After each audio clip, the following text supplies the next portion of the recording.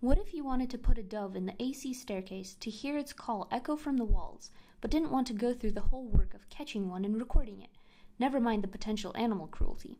Lucky you, Convolution Reverb exists to do just that. By using the impulse response of a space and the magical Fourier transforms and convolutions, you can simulate any sound in any space of your choosing, provided you have all of the tools and ingredients. Let's start with the impulse response. You can find impulse responses in their natural habitats by kicking a system and seeing the effect. Although we would have liked to do just that with our spaces, we do not have boots big enough to deliver a hard enough kick. You can also find a transfer function using any input and output to a system, so I could just talk into a space and find the transfer function based off that. However, I don't use all frequencies when talking, so this wouldn't be a complete transfer function for a space. So instead we use the sine sweep method that goes through all audible frequencies. For this we played a chirp, which is a sine wave that sweeps from 20 Hz to 20 kHz.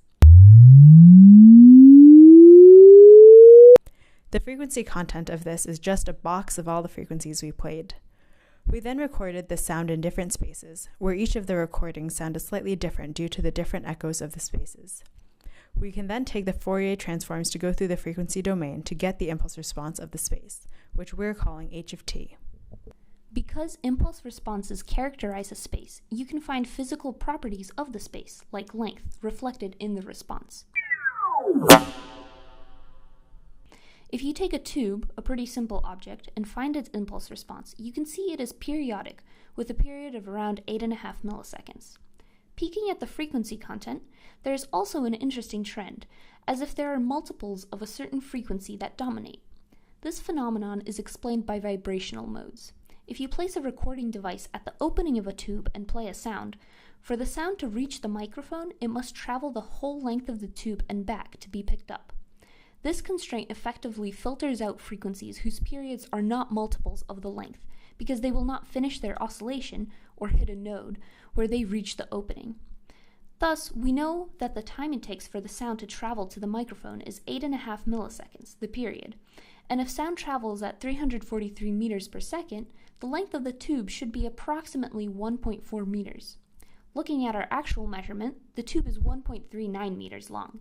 That right there is accuracy.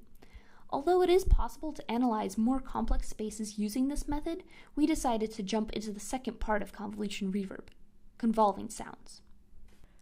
The next step is to convolve different impulse responses with sounds, like a dove call. We started with the simple case of convolving a dove call with a single cosine wave of 300 Hz, which is 2 peaks in the frequency domain. This creates a new sound that wavers at the frequency of the cosine wave.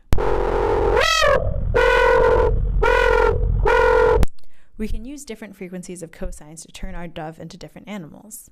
A 30 Hz wave turns our dove into a stuttering trumpet. A 3 kHz wave turns it into an elephant.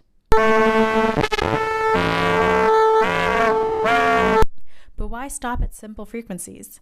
We can also make frequency responses that look like the skylines of cities. This is a line from the poem Life is a Dream. El delito mayor del hombre es haber nacido. Convolving it with the Boston skyline is fairly incomprehensible.